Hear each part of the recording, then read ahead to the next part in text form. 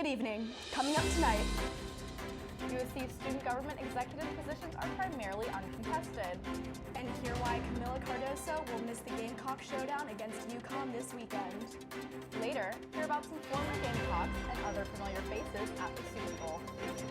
All that and more tonight on Student News at 7.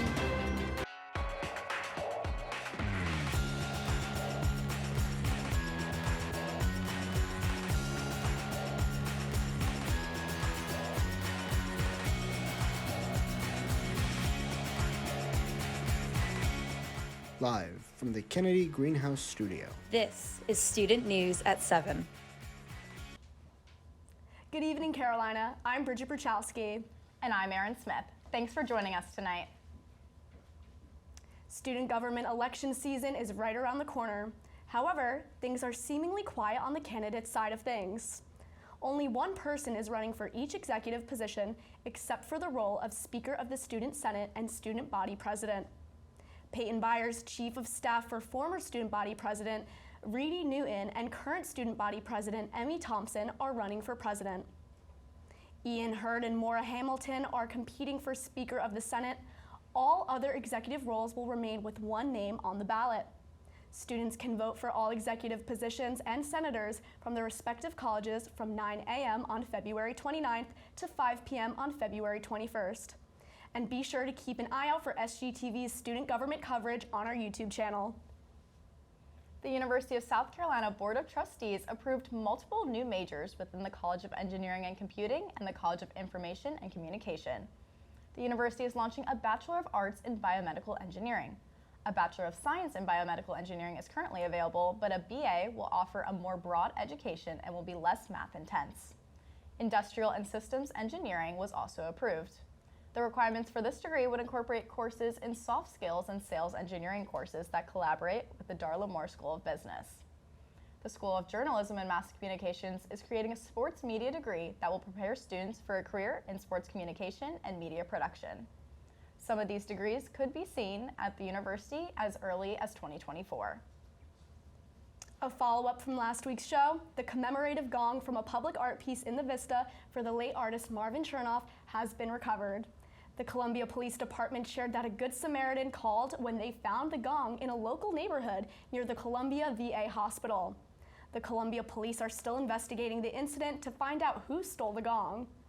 I'm so glad that someone returned the gong, but there's one thing that I have a question about, is that gong has gotta be heavy. When they brought it back, they gotta lug that thing. I'm definitely gonna be checking to see if they find who did it, and I'm also curious how. Yeah, well, hopefully that gong is back on display. Plans for a new medical school building are underway as the USC Board of Trustees approves a $300 million facility in the Bull Street District. The new building will be a 320 square foot building consisting of research spaces and classrooms. The project is slated to be completed by the fall of 2027. The new building site provides close access to Prisma Health, one of the university's partners. This building acts as the first stage of a larger health science campus. 4 new buildings are planned, but no dates have been set for the project. The medical building plans require approval from a series of boards, but the plans are expected to pass through the next rounds. The future has rolled its way onto USC's campus. SGTV reporter Grace Berkery has the story. Watch your step, Carolina. The future is here. Food delivery robots have been introduced to USC's campus for the first time, debuting this Monday. Their purpose is to provide campus-wide service, sparing students the need to walk to various restaurants. The sudden appearance of these robots on campus this week prompted reactions from students. What in the world is right past my foot? I saw one zoom by and I was like, that's interesting. I didn't think that our tuition was going to be spent on that, but I mean, it could be helpful. Could be helpful, you know? Honestly, they're just kind of cute. I think they're just fun. I live off campus now, but when I lived on campus, it would have been nice to have them, honestly. According to the university website, these robots are 99% autonomous and use a combination of computer vision and GPS to pinpoint their exact location to the nearest inch. Functioning like pedestrians, the robots maneuver up and down sidewalks and can even cross the street.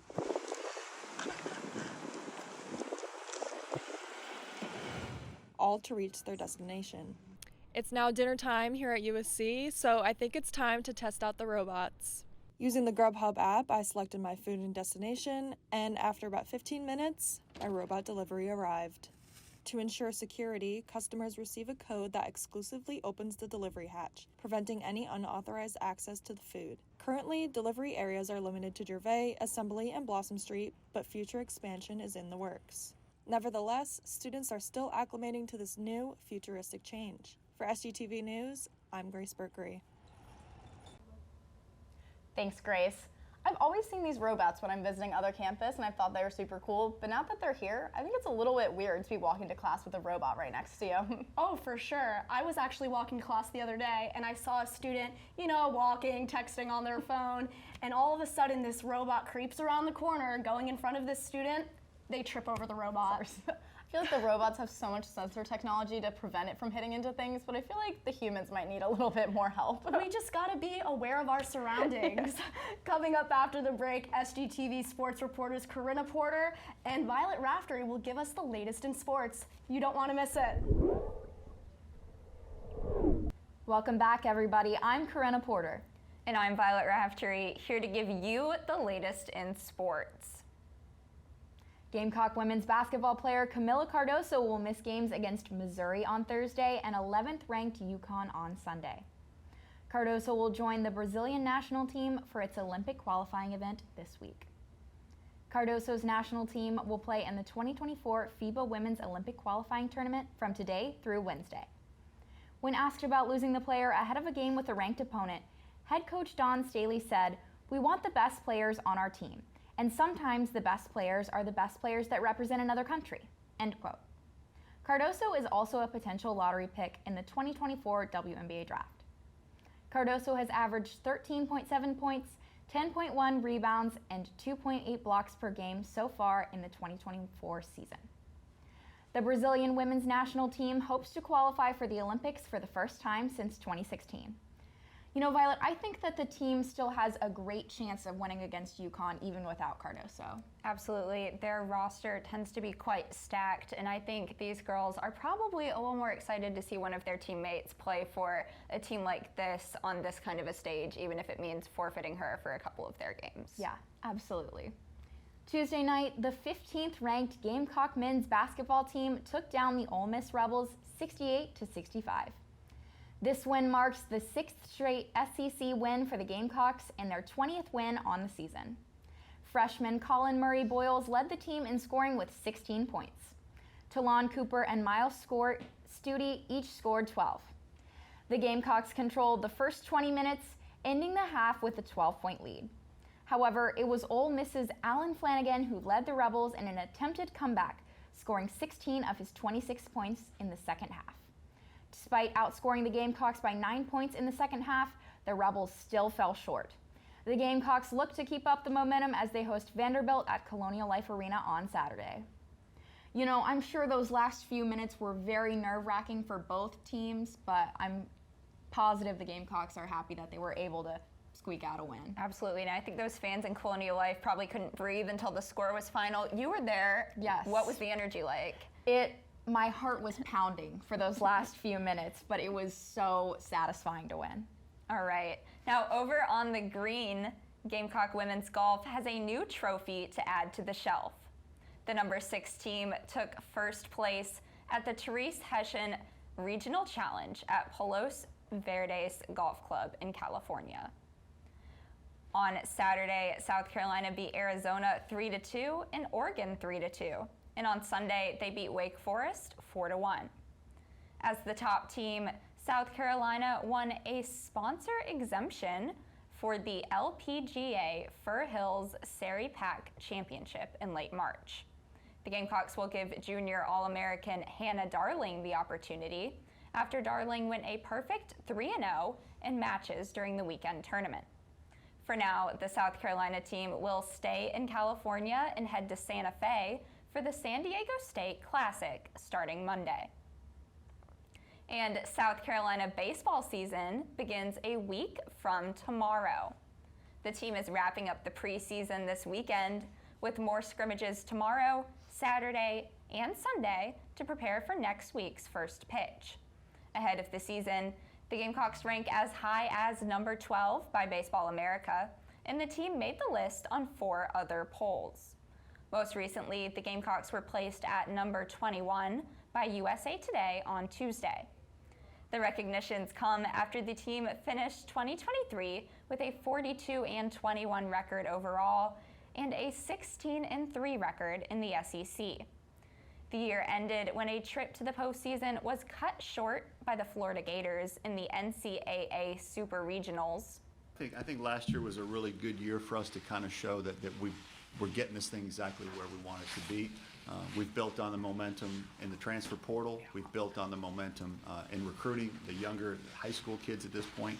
And I think the returning players know that this is what we're capable of doing. At one point, we were a national championship contender last year until we lost 2/3 of our weekend rotation, and we lost catcher and a shortstop and a second baseman. At one point, we were a national championship contender. Heading into 2024, the goal is still to get to Omaha for the College World Series. The Gamecocks begin their journey hosting Miami, Ohio for a 3-game series at Founders Park starting Friday, February 16th. And now, Karenna, you were also at one of these last scrimmages last weekend for that Fan Fest. What was it like to get an early look at the Gamecocks? Yeah, the Gamecocks are looking really, really good, and they seem to have a lot of energy going into the season, so I can't wait to see them on their opening day. We have a package on the SGTV YouTube channel out about that, and I saw that some fans were in attendance meeting some of the players too, so that looked like a lot of fun for some Gamecocks. Yeah, definitely. Coming up after the break, SGTV entertainment reporters Popielarczyk and Emma Wyatt will lay down the talk of the town. Stay tuned. Welcome back, Carolina. I'm Emma Wyatt. And I'm Popielarczyk, here to give you the latest in this week's entertainment. If everyone around you is super hyped for Super Bowl Sunday, but you don't feel connected because your favorite teams aren't in it, then maybe consider tuning in to watch some former Gamecocks in action in Las Vegas. The San Francisco 49ers have 2 Gamecocks on their squad, consisting of wide receiver Deebo Samuels and defensive tackle Javon Kinlaw.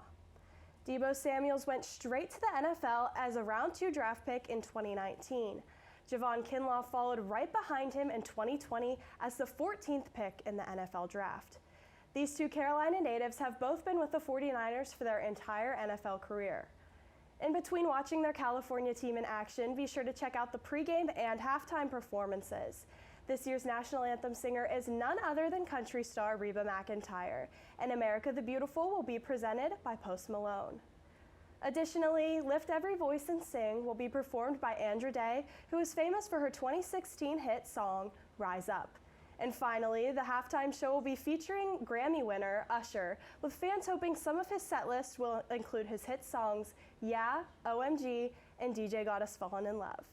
Emma, I'm super excited for the Super Bowl this year. Of course, there are 2 great teams in it, but also all of the entertainment. Usher has been my favorite, I think, since I've been alive, so seeing him take the stage will be awesome. I mean, this lineup is insane. You have Reba, Andra, we have Post Malone, and Usher. I think the only thing that could really top this off is if Justin Bieber came and did his feature with Usher. Exactly. Need Somebody to Love, one of my favorites. I would love to see him make an appearance as well. I'll be looking forward to that Sunday night. Colleen Clark, an assistant professor of jazz studies at the University of South Carolina, is not only a talented musician, but also a passionate advocate for jazz education. On January 29th, Clark took the stage on Late Night with Seth Meyers as the guest drummer for the AG Band, showcasing her talent in representing the University of South Carolina on a national platform. Through her teaching and initiatives like Jazz Girls Day, Colleen is inspiring the next generation of musicians in breaking down barriers in the world of jazz. Clark's journey began at a young age, inspired by her father's family band. Since then, she's dedicated her life to promoting jazz studies and empowering women in the music world.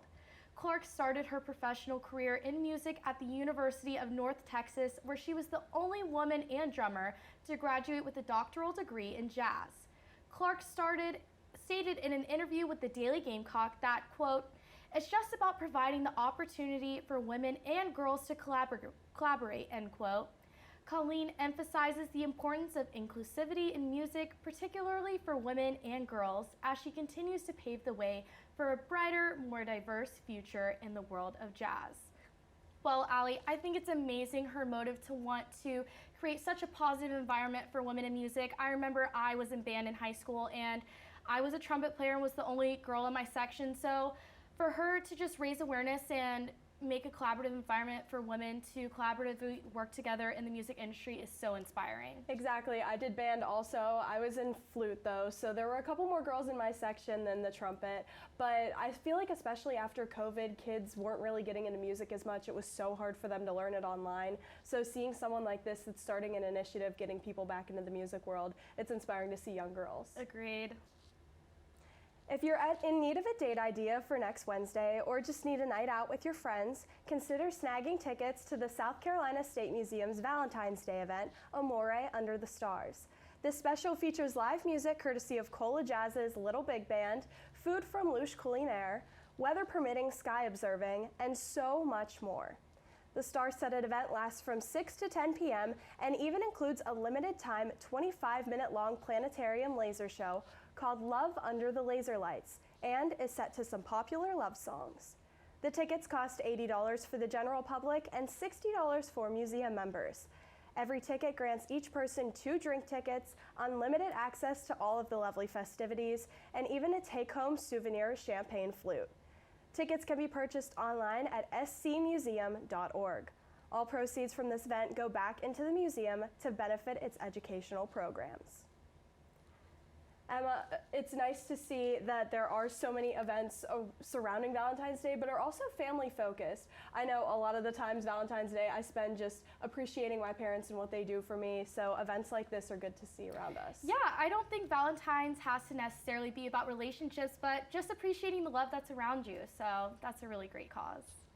Local filmmaker Eugene Washington has a mission to honor the unsung heroes of the Columbia community. The coaches who tirelessly serve our youth. Eugene Washington is a filmmaker based in Columbia, South Carolina, and is known for his storytelling by creating numerous projects that highlight various aspects of life, community, and culture. Washington's latest project, Coach, is inspired from his childhood memories and his mother's influence. This documentary pays tribute to the mentors who have shaped his life.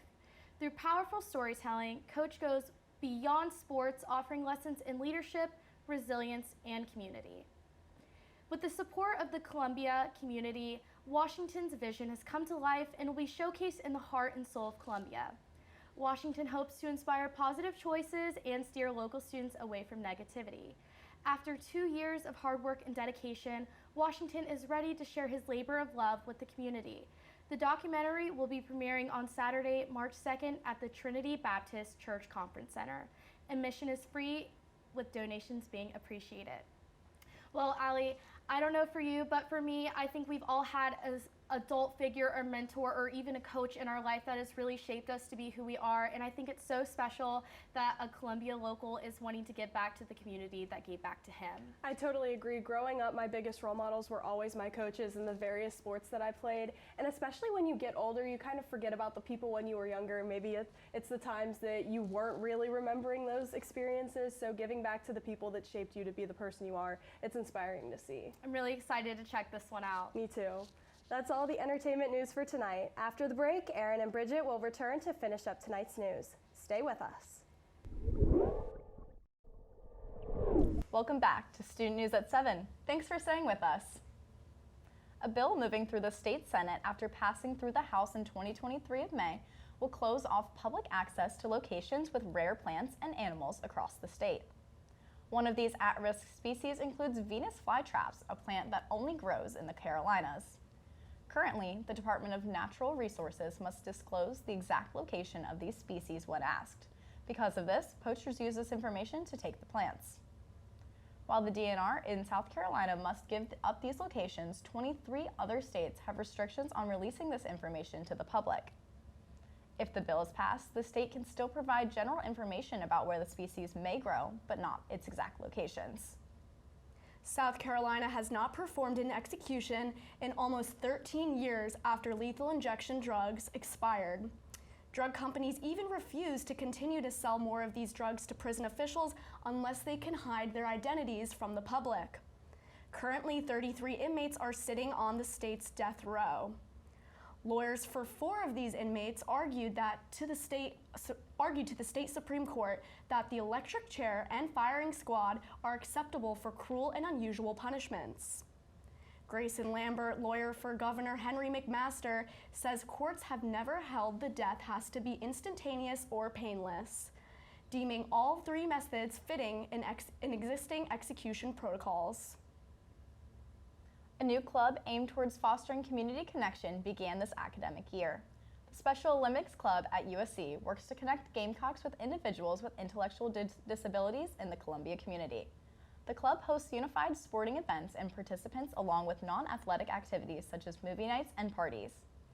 Aside from fun events, the club participates in community service and supports social justice issues relating to the Special Olympics and their message. The club is hoping to rapidly expand their membership in the upcoming semesters. Now, I think this is a really great club that will be coming to just create a really awesome experience here. Yeah, we have hundreds of student organizations here at USC, and I think this one will foster great relationships and make long-lasting memories. Yeah. The Hideout in West Columbia has both caffeine and cuddles on the first Sunday of every month. SGTV's Clarissa Meyer has the story. This past Sunday, the Hideout in West Columbia served as a 2-stop shop. It may look like just a cafe from the outside, but just up the stairs leads into the cat realm. Whether you grabbed a coffee before or just headed straight for the cuddles, cats of all ages were shown bounds of love. Based all out of foster homes, the Cat Around Town project works to spay and neuter stray cats and also gives some a home until adoption. They host this event every first Sunday of the month with the cafe. Fran Sawyer, a foster and event coordinator for Cat Around Town project, speaks on how being volunteer-focused benefits all. To keep the finances going towards the cat rather than towards having a building where people may or may not come see us, but to work with local businesses. This is also great to promote the local businesses like Hideout and also keep things local and work with other groups that are interested in helping us with the cats as well. Cat Around Town project not only helps local businesses, but also allows students to connect with their community and relax with some furry friends. All visitors were given a chance to feed treats, play with, and embrace the cats. Among the crowds were groups of USC students taking some time away from the school life. Students Cammie and Olivia found out about the event from a Cat Chat GroupMe aimed at showing off cute pictures of your cats. While feeling connected to their own cats from home, Cammie and Olivia touched on what they gained from taking a step away. I think we both have multiple exams this week, and so it's just a way to actually relax, not worry about those and not be stressed. Yes. Cat Around Town project is always looking for new volunteers, and students are more than welcome to get involved. For SGTV News, I'm Clarissa Meyer. Thanks, Clarissa. So last semester, we used to do a segment at the end of our shows called Carolina Canine, where we'd feature a dog. I feel like with how much we've been reporting on cats, we need to do a Carolina Cats section. And I will be the first to submit a photo for Carolina Cats, and it will be of my 2 cute kittens at home. Well, that wraps up tonight's edition of Student News at 7. Be sure to follow us on Instagram, X, and Facebook at SGTV at USC. To keep up with all of our content, be sure to also visit us online at sgtv@usc.com. For SGTV, I'm Bridget Bruchalski. And I'm Erin Smith. From all of us here at SGTV, have a great night. Carolina, forever to thee.